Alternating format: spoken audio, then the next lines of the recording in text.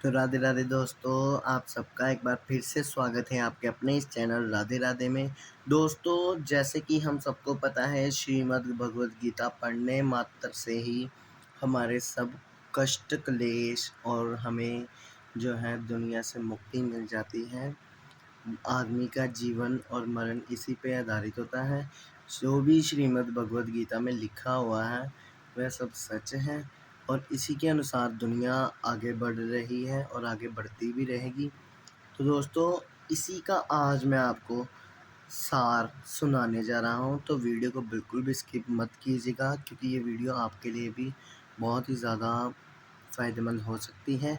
क्योंकि गीता के सार में सब कुछ जो भी लिखा है वो सब आपको सुनना चाहिए, क्योंकि कई लोगों के पास टाइम नहीं होता कि वो भगवत गीता को पढ़ सकें।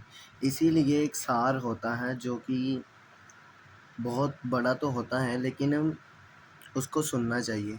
इसलिए दोस्तों, मैं आपके लिए ये आज लेकर आया हूँ। वीडियो को स्किप मत कीजिएगा, इसको पूरा सुनें और फिर अगर वीडियो अच्छी लगे तो लाइक और शेयर ज़रूर कीजिए, और अगर आप चैनल पर नए हैं तो चैनल को सब्सक्राइब भी ज़रूर कीजिएगा। तो चलिए दोस्तों, बिना किसी देरी के हम अपनी आज की इस वीडियो को शुरू करते हैं। ओम भगवते वासुदेवाय नमः। श्रीमद् भगवत गीता का ज्ञान कब तथा किसने किसको सुनाया, किसने लिखा, विस्तार से जानें।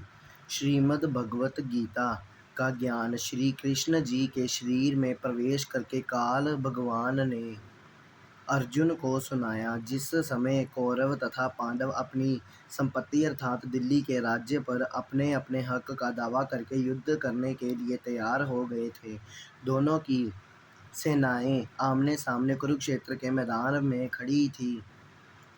अर्जुन ने देखा कि सामने वाली सेना में भीष्म पितामह, गुरु द्रोणाचार्य, रिश्तेदार, कौरवों के बच्चे, दामाद, बहनोई, ससुर आदि आदि लड़ने मरने के लिए खड़े हैं। कौरव और पांडव आपस में चचेरे भाई थे। अर्जुन में साधु भाव जागृत हो गया था तथा विचार किया कि जिस राज्य को प्राप्त करने के लिए हमें अपने चचेरे भाइयों, भतीजों, दामादों, बहनोइयों, भीष्म पितामह जी तथा गुरु द्रोणाचार्य को मारेंगे, यह भी नहीं पता कि हम कितने दिन संसार में रहेंगे। इसलिए इस प्रकार से प्राप्त राज्य के सुख से अच्छा तो हम भिक्षा मांगकर अपना निर्वाह कर लेंगे, परंतु युद्ध नहीं करेंगे। यह विचार करके अर्जुन ने धनुष बाण हाथ से छोड़ दिया तथा रथ से पिछले भाग में बैठ गया। अर्जुन की ऐसी दशा देखकर श्री कृष्ण बोले, देख ले सामने किस योद्धा से अपने लड़ना है। अर्जुन ने उत्तर दिया कि हे कृष्ण, मैं किसी कीमत पर भी युद्ध नहीं करूँगा। अपने उद्देश्य तथा जो विचार मन में उठ रहे हैं उनसे भी अवगत कराया। उसी समय श्री कृष्ण जी ने काल भगवान प्रवेश कर गया। जैसे प्रेत किसी अन्य व्यक्ति के शरीर में प्रवेश करके बोलता है, ऐसे काल ने श्री कृष्ण के शरीर में प्रवेश करके श्री भगवत गीता का ज्ञान युद्ध करने की प्रेरणा करने के लिए तथा कलयुग में वेदों को जानने वाले व्यक्ति नहीं रहेंगे। इसलिए चारों वेदों का संक्षिप्त वर्णन व सारांश गीता ज्ञान रूप में बताया गया है। श्री कृष्ण को तो पता ही नहीं था कि मैंने क्या बोला था। गीता में कुछ वर्षों के बाद देवव्यास ऋषि ने इस अमृत ज्ञान को संस्कृत भाषा में देवनागरी लिपि में लिखा। बाद में अनुवादों ने अपनी बुद्धि के अनुसार इस पवित्र ग्रंथ का हिंदी तथा अन्य भाषाओं में अनुवाद किया, जो वर्तमान में गीता प्रेस, गोरखपुर, यूपी से प्रकाशित किया जा रहा है। उसकी फोटोकॉपियाँ उसी पुस्तक के पृष्ठ 176 में 329 तक लगी हैं। प्रश्न, आज सन 2012 तक तो ये सुनने में आया है कि गीता जी का ज्ञान श्री कृष्ण ने बोला। आपने बताया कि श्री कृष्ण के शरीर में प्रवेश करके काल ने गीता ज्ञान कहा और श्री कृष्ण को तो पता ही नहीं था कि उन्होंने क्या ज्ञान कहा। ये असत्य प्रतीत होता है, कोई प्रमाण बताएं। उत्तर, आपको देर सारे प्रमाण देते हैं जिनसे स्वसिद्ध हो जाता है कि गीता शास्त्र का ज्ञान काल ने कहा। सर्वप्रथम गीता से ही प्रमाणित करता हूँ। प्रश्न, गीता अध्याय 10 में जब गीता ज्ञानदाता ने अपना विराट रूप दिखा दिया तो उसको देखकर अर्जुन कांपने लगा, भयभीत हो गया। यहाँ पर यह बताना भी अनिवार्य है कि अर्जुन का साला श्री कृष्ण था, क्योंकि श्री कृष्ण की बहन सुभद्रा का विवाह अर्जुन से हुआ था। गीता ज्ञान दाता ने जिस समय अपना भयंकर विराट रूप दिखाया तो 1000 भुजाओं वाला था। तब अर्जुन ने पूछा कि हे देव, आप कौन हैं? हे सहस्त्रभुज, आप अपने चतुर्भुज में दर्शन कीजिए। मैं भयभीत हूँ, आपके इस रूप को सहन नहीं कर पा रहा हूँ। विचारें पाठक जन, क्या हम अपने साले से पूछेंगे कि हे महानुभाव, बताइए आप कौन हैं? नहीं। एक समय एक व्यक्ति में प्रेत बोलने लगा। साथ बैठे व्यक्ति ने पूछा, आप कौन बोल रहे हो? उत्तर मिला कि तेरा मामा बोल रहा हूँ, मैं दुर्घटना में मरा था। क्या हम अपने भाई को नहीं जानते? ठीक इसी प्रकार श्री कृष्ण में काल बोल रहा था। इससे सिद्ध हुआ कि गीता का ज्ञान श्री कृष्ण जी के शरीर में प्रविष्ट होकर काल ने कहा है। श्री कृष्ण ने पहले कभी भी कहा कि मैं काल हूँ। श्री कृष्ण जी को देखकर कोई भयभीत नहीं होता था। गोप गोपियाँ, ग्वाल बाल, पशु पक्षी सब दर्शन करके आनंदित होते थे। तो क्या श्री कृष्ण जी काल थे? नहीं। इसलिए गीता का ज्ञान दाता काल है, जिसने श्री कृष्ण जी के शरीर में प्रवेश करके गीता शास्त्र का ज्ञान दिया। विचारणीय विषय। प्रिय पाठकों, महाभारत ग्रंथ में प्रकरण आता है कि जिस समय श्री कृष्ण जी कौरवों को सभा में उपस्थित थे और उनसे कह रहे थे कि आप दोनों आपस में बातचीत करके अपनी संपत्ति का बंटवारा कर लो, युद्ध करना शोभा नहीं देता। पांडवों ने कहा कि हमें 5 गांव दे दो, हम उन्हीं से निर्वाह कर लेंगे। दुर्योधन ने यह भी मांग नहीं मानी और कहा कि पांडवों के लिए सुई की नोक के सामने भी राज्य नहीं है, युद्ध करके ले सकते हैं। इस बात से श्री कृष्ण भगवान बहुत नाराज हुए तथा दुर्योधन से कहा कि तू पृथ्वी के नाश के लिए जन्मा है, कुल नाश करके टिकेगा। भले मानव, कहाँ आधा राज्य, कहाँ 5 गांव, कुछ तो शर्म कर ले। इतनी बात श्री कृष्ण जी के मुख से सुनकर दुर्योधन राजा आग बबूला हो गया और सभा में उपस्थित अपने भाइयों तथा मंत्रियों से बोला कि इस कृष्ण यादव को गिरफ्तार कर लो। उसी समय श्री कृष्ण जी ने विराट रूप दिखाया। सभा में उपस्थित सर्व सभासद उस विराट रूप को देखकर भयभीत होकर कुर्सियों के नीचे छिप गए। कुछ आँखों पर हाथ रखकर जमीन पर गिर गए। श्री कृष्ण जी सभा छोड़कर चले गए तथा अपना विराट रूप समाप्त कर दिया। अब उस बात पर विचार करते हैं जो गीता अध्याय 11 श्लोक 47 में गीता ज्ञान दाता ने कहा था कि ये मेरा विराट रूप तेरे अतिरिक्त अर्जुन पहले किसी ने नहीं देखा था। यदि श्री कृष्ण गीता ज्ञान बोल रहे होते तो ये कभी नहीं कहते कि मेरा विराट रूप तेरे अतिरिक्त पहले किसी ने नहीं देखा था, क्योंकि श्री कृष्ण जी के विराट रूप को कौरव तथा अन्य सभासद पहले देख चुके थे। इससे सिद्ध हुआ कि श्रीमद् भगवत गीता का ज्ञान श्री कृष्ण ने नहीं कहा, उनके शरीर में प्रत्येवत प्रवेश करके काल ने कहा था। यह तीसरा प्रमाण हुआ।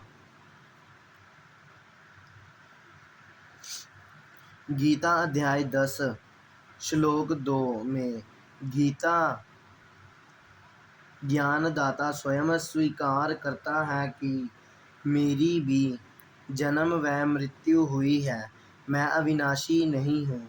कहा है कि वे अर्जुन, तेरे और मेरे बहुत जन्म हो चुके हैं, तू नहीं जानता, मैं जानता हूँ। तू, मैं और ये राजा लोग व सैनिक पहले भी थे, आगे भी होंगे। ये ना जान कि हम केवल वर्तमान में ही हैं। मेरी उत्पत्ति को ना तो देवता लोग जानते हैं ना ही ऋषिगण, क्योंकि ये सब मेरा उत्पन्न हुए हैं। इससे सिद्ध हुआ है कि गीता ज्ञानदाता काल पुरुष अविनाशी नहीं है, इसलिए इसको क्षर पुरुष कहा जाता है। पृष्ठ 123 पर श्री विष्णु जी ने अपनी माता दुर्गा की स्तुति करते हुए कहा है कि हे मात, आप शुद्ध स्वरूप हो, सारा संसार आपसे ही उद्भाषित हो रहा है। हम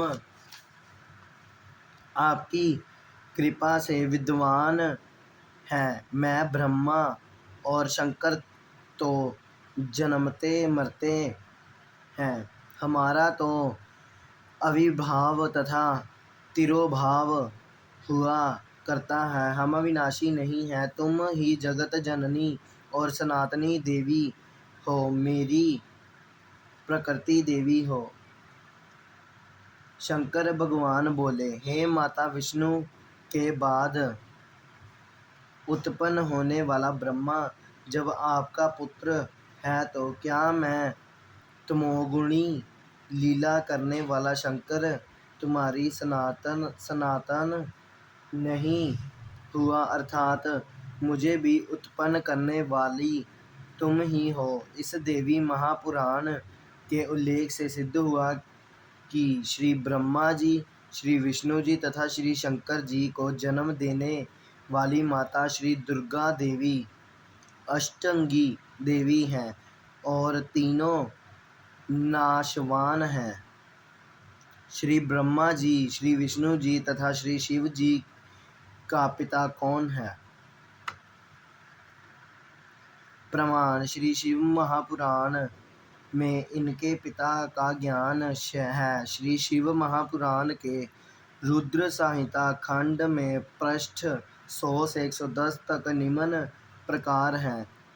अपने पुत्र नारद जी के प्रश्न का उत्तर देते हुए श्री ब्रह्मा जी ने कहा कि हे पुत्र, अपने सृष्टि के उत्पत्तिकर्ता के विषय में जो प्रश्न किया है उसका उत्तर सुन।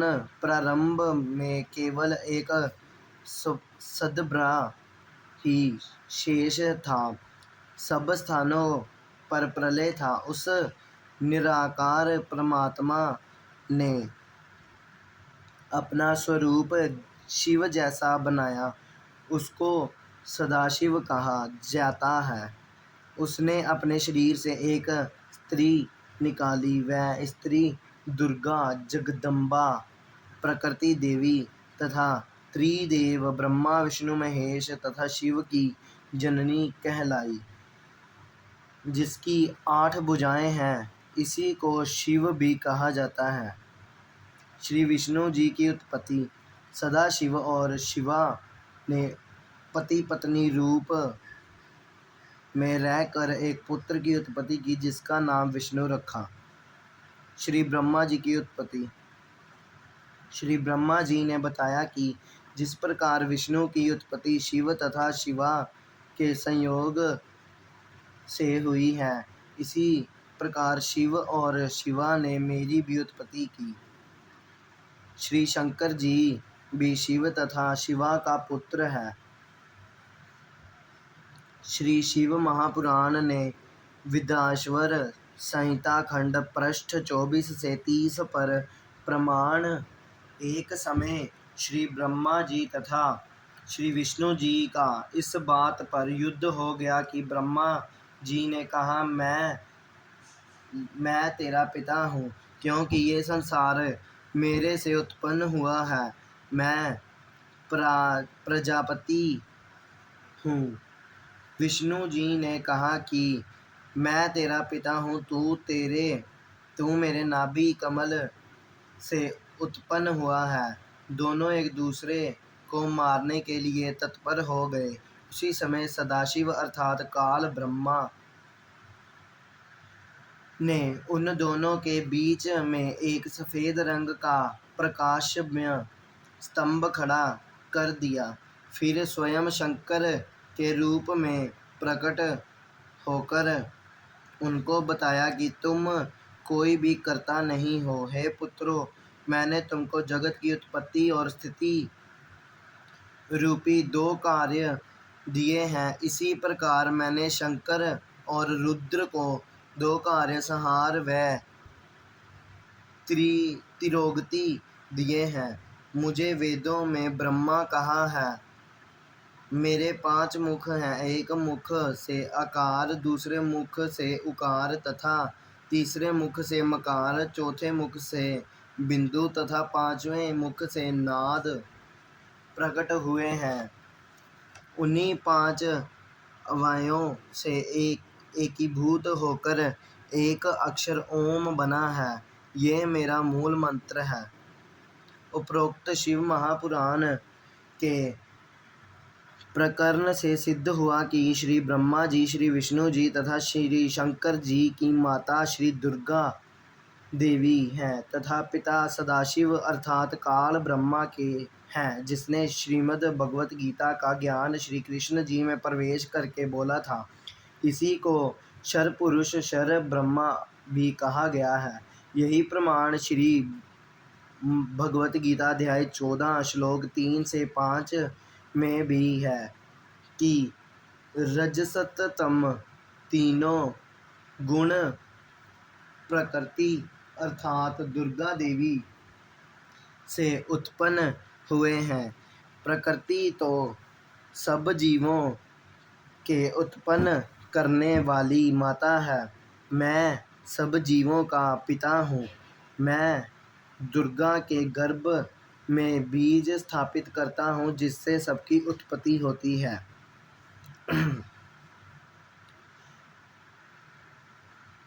पहले प्रश्न करते हैं कि श्री ब्रह्मा जी विष्णु, श्री शंकर तथा ब्रह्मा परमात्मा हैं या नहीं।